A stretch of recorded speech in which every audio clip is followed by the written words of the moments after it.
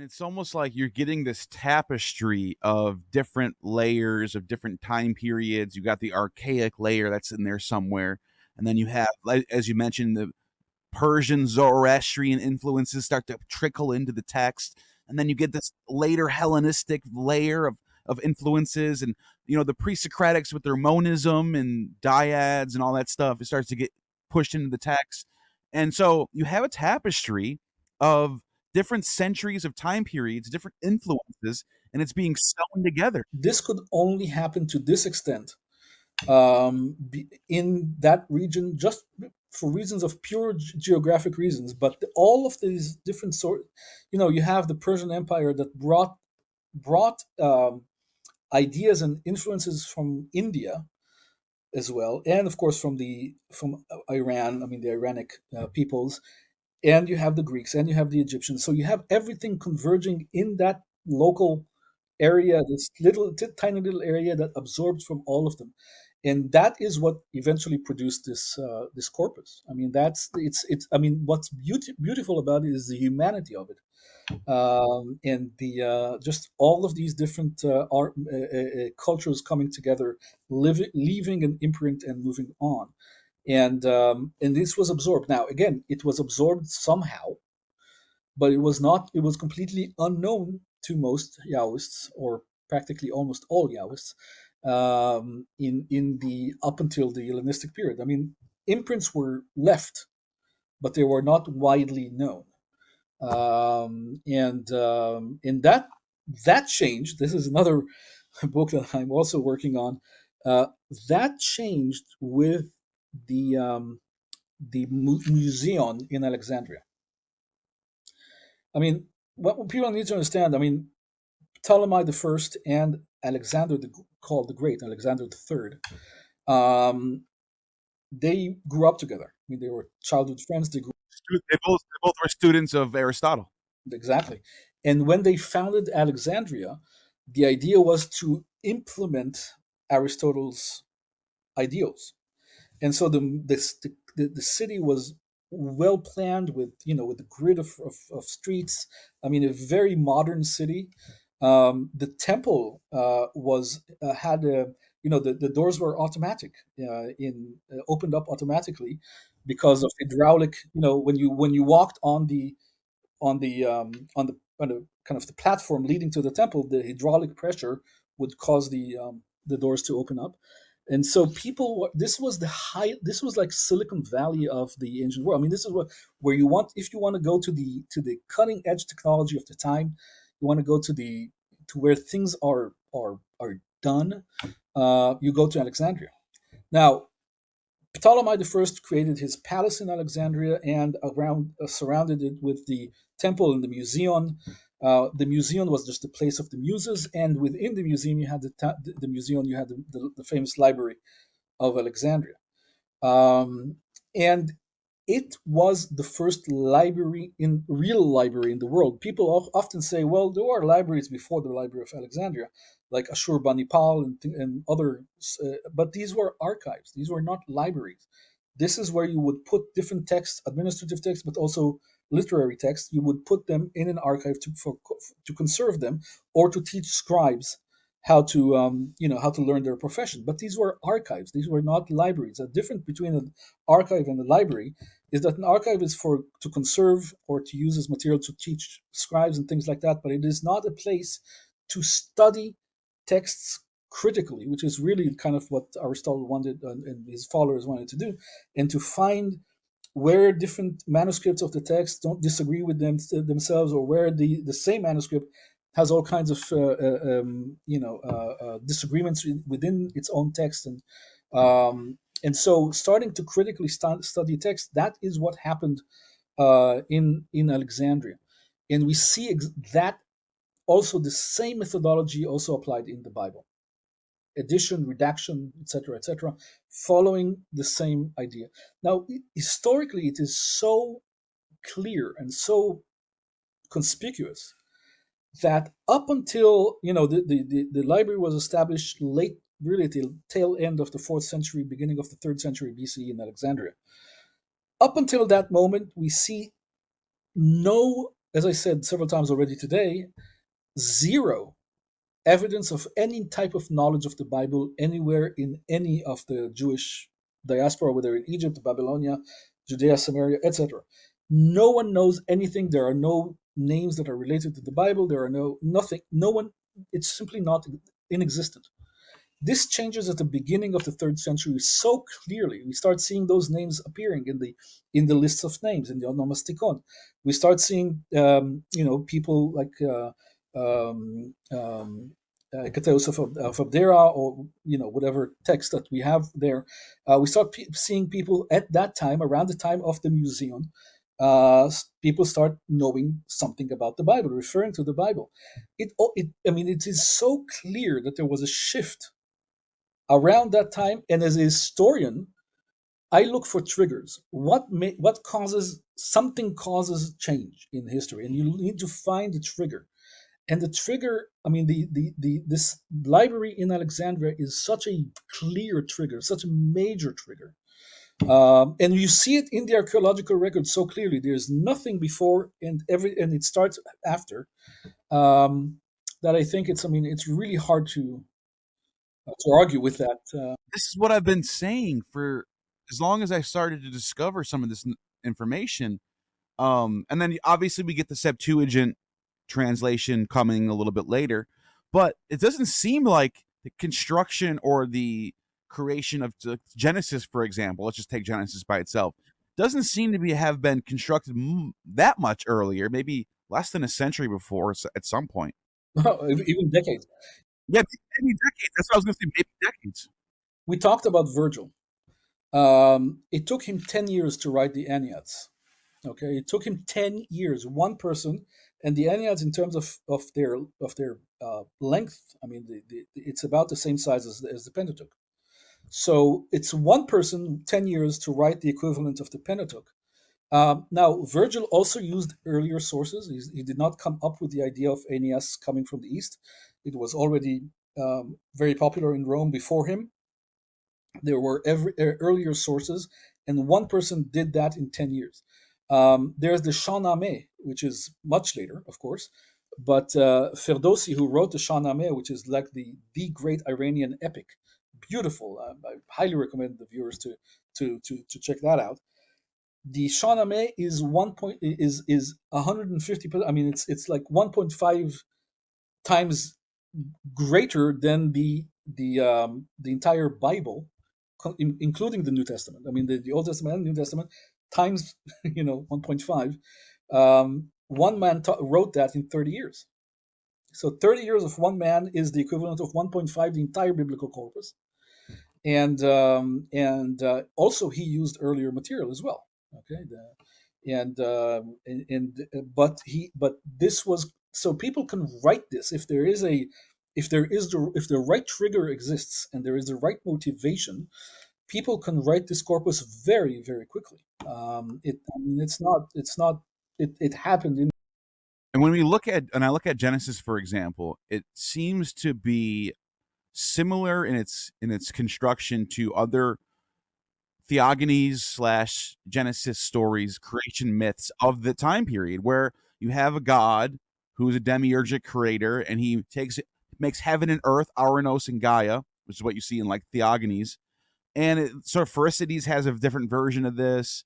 Apollodorus has a different version. They're all contemporary. Plato with the Timaeus. Timaeus is the one. That's what I was just going to say. What we get in Genesis seems to be more Platonic. Maybe not. I think it's influenced by Platonic. What would you say? Well, it's hard to know. I mean, it's not exactly. Of course, it's not one to one.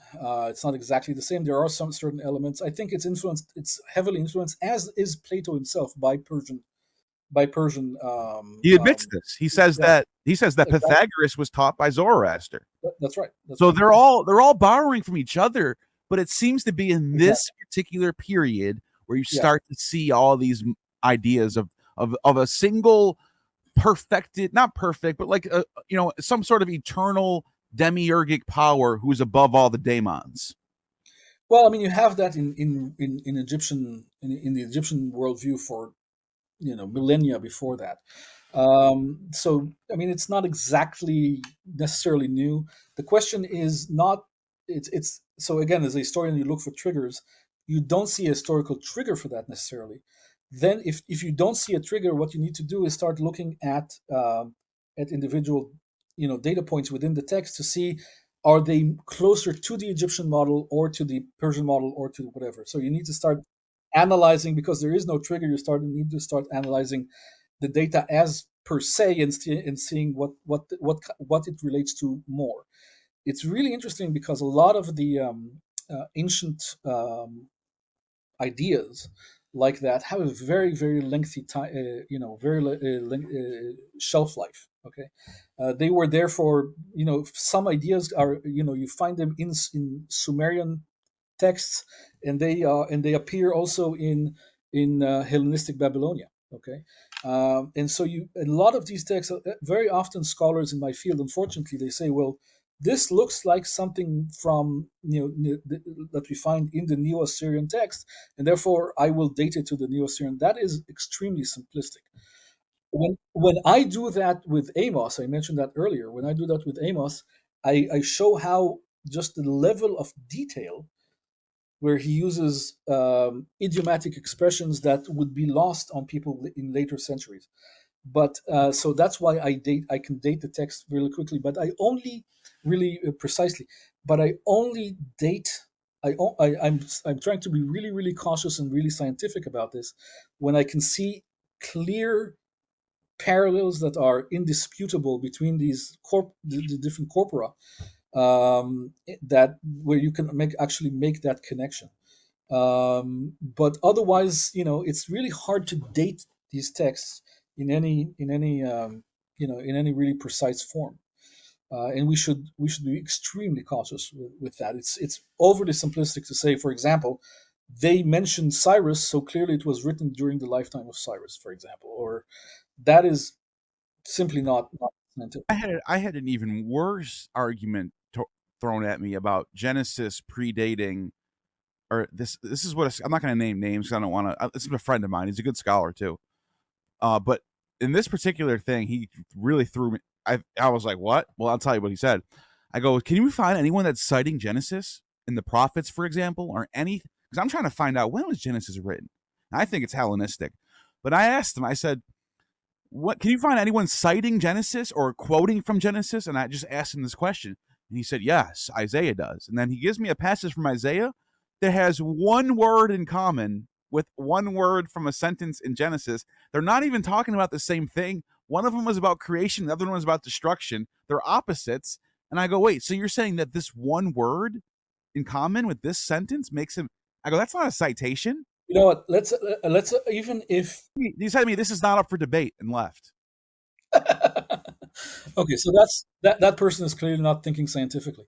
But you know what? Even for the sake of discussion, let's say we find in Isaiah or wherever, in Jeremiah, doesn't matter where, an actual reference to the Garden of Eden, whatever, with actual verbatim quotes. What does that mean? Nothing. Strictly nothing. Because it could be edited. Well, I was going to say, then you have to wonder, is this one coming after the other one now? Well, not even, but even that is meaningless. I mean, the question, the point is that we know that the biblical text underwent so many,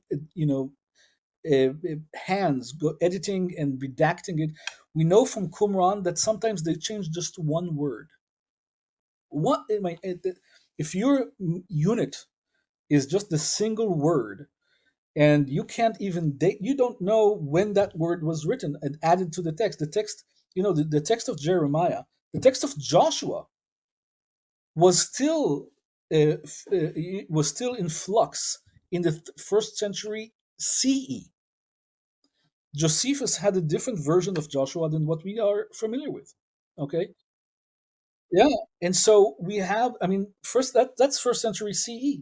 You know, and the text of Joshua is still in flux. Okay, so I mean, knowing how the Bible was constantly. I mean, it was a text, a living text that was people still, still edited and adapted to their own ideologies. throughout the first centuries BCE and into the first century CE. It was still a highly debated and very much still a battleground at that time. So knowing this, it is very easy to add references, like we mentioned earlier, to Hosea to the Exodus in Hosea, right? If I want to make, and by the way, the people in Alexandria, the Greeks or the Macedonians in Alexandria, did the same thing to Homer and Hesiod and others, right? They edited the text, and when they saw contrasts and contradictions between the texts, they made sure that to correct those texts and add and change a word here, change a paragraph there. They did that with the Greek texts, and of course, also the Jewish redactors, editors of the Bible did the same there as well. It was obvious, it was natural to do. The people in Qumran, for example, had no problem writing texts with the same, believing that they had the same authority as the authors of the biblical texts. It's not, or not in Qumran, but at least the writings that were preserved in Qumran. And so the biblical text it was alive. It was something that is a living document that people are still writing. It was not yet fossilized. It was not yet canonized. It was a living document with different sects fighting for their narrative to be more more widely accepted than the others. Yeah, and this scholar, I had to look up what was said. It was Jeremiah. So I asked him, I go, is there any instances of one of the prophets citing from Genesis or quoting and saying, as Moses says? He says, yes, Jeremiah 4:23. And I look it up. And the Jeremiah 4:23 says, I looked at the earth and it was formless and empty, and and at the heavens their light was gone. And I'm like, so where's the citation? And then he was like, this is what he says. He says, it's clearly dependent on Genesis. And I was like, what do you mean clearly? And he's like, are you being serious right now? Like, he got like mad at me. And I was like, I'm just asking, how do you just assume this is borrowing from Genesis? And it's because that word formless is in there. And I'm like, and I just don't think that's a strong connection at all. I just think that's, Well, I mean, again, even if the quote was verbatim, by the way, which it isn't. it isn't. I know it's not, but I'm saying, even if, to give to your benefit of the doubt to your friend, even if this was verbatim, it's very easy for a redactor in the Hellenistic period to add this quote into the text of Jeremiah. You understand what I'm saying? It means nothing, because we see that these texts were constantly. I mean, the form. The Jeremiah, between the Septuagint version of Jeremiah and the Masoretic text of Jeremiah, are very, very different. Very different. Also, the length is very different. Not just the location of the chapters is very different, and the length of the text is different. But also, if you compare that to the Qumran version that we found in Qumran of Jeremiah, it is even different than these two. Okay, Jeremiah was still being the text of Jeremiah was still being worked on in the second century, first century BCE. Okay, and they moved around verses, they moved around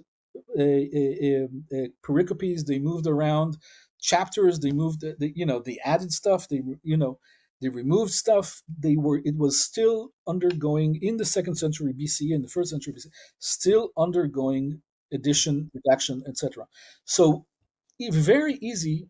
If I wanted to make people believe that Genesis was a very ancient text or a very fundamental text to the people, very easy to add quotes into the text of Jeremiah or into the text of Hosea or Joel or whatever, and I mean, you can do it in Amos. You can add a something that seems to be a citation from Genesis or Exodus, and then people would say, well, look, Amos knew about this. Now, first of all, if you're approaching this from a scientific perspective, saying that there was a person like Amos is not scientific. Okay, there might have been. I don't really know, but I can't assert that there was. I in my article, on Amos, and I normally don't. Most of my articles are not on real kind of biblical issues like that. But in this particular article on Amos, the I refer to the Amosian school. I'm not talking about a specific person, and I again try to be, when I say scientific, I mean I do not take, um, yeah, I need to have evidence before making a claim. I can't just say, okay, well, the Bible says so, therefore it's historical. And you know what? The Bible never claims to be a book of history. I mean, the concept was not even developed yet. So that was not one of its concerns. It was involved in an ideological battle between sects on the. I mean, again, just like the Enneads in Rome are not, they don't claim to be actual history. Everyone knew that this is a form of mythology, but they accepted mythology. They had no problem with mythology. Mythology was a form of history. I mean,